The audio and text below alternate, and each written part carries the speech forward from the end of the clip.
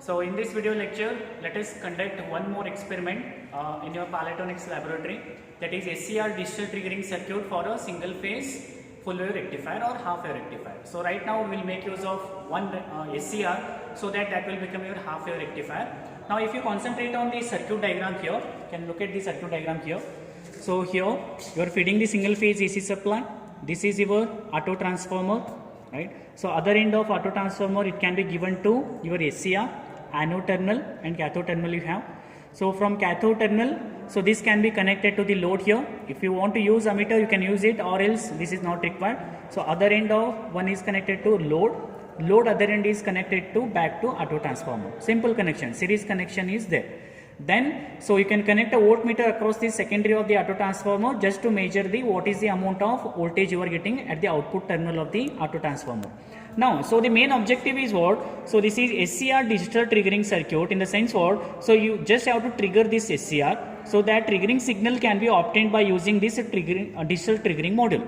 So as digital triggering module, the name itself suggests that you have to make use of certain components or a module so that it will generate a triggering signal.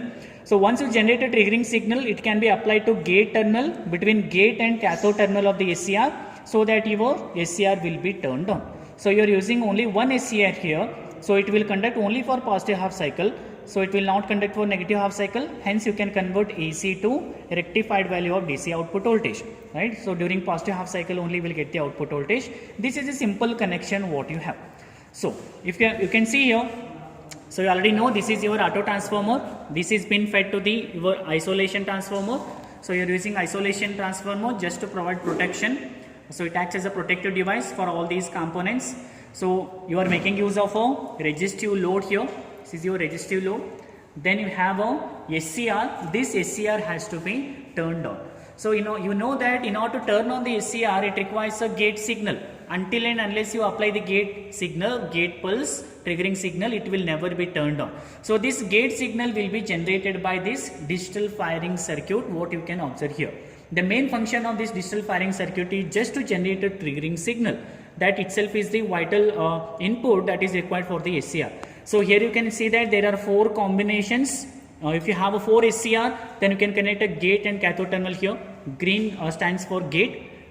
This black stands for cathode. So this one combination, 2 and 3 and 4 combinations are there. Any combination you can use it to feed the gate signal. And the reason why it is called as digital is just because you can vary the firing angle. You can see here. So you can vary the firing angle digitally here. You can set it to any required value, 10 degree, 20 degree, 30 degree, like that. So any required value you can set it precisely, right? So in order to conduct this experiment, the step number 1 is that, so you have to feed the AC input voltage, right? So once AC input voltage is been fed, then digital firing circuit will be turned on, then it will generate a triggering signal, then your SCR will be turned on. If SCR is turned on, then it will definitely convert AC to DC, so that DC output voltage will be fed to this resistive load, then it will be turned on. So once it is turned on, you want to check what is the amount of DC output voltage you are getting. So for that I have connected a multimeter here. You can note down the value of your DC output voltage. Simple thing here.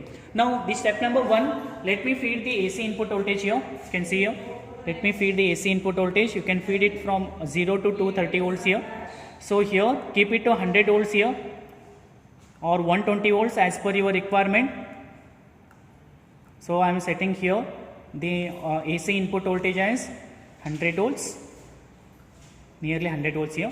So once I set the AC input voltage here, then input voltage is been applied to your SCR. So and where this digital firing circuit, it is been turned on here, it is feeding the triggering signal to SCR. So SCR is turned on here. You can see here, this is bulb is been turned on. You can observe the intensity of this bulb here, it is been turned on, and the amount of DC voltage that is been obtained here is, it is 46 volt. As it is 46 volt here, so input voltage is 100 volt, you are getting the 46 volts DC output voltage, suggests that it is a half wave rectifier. Fine.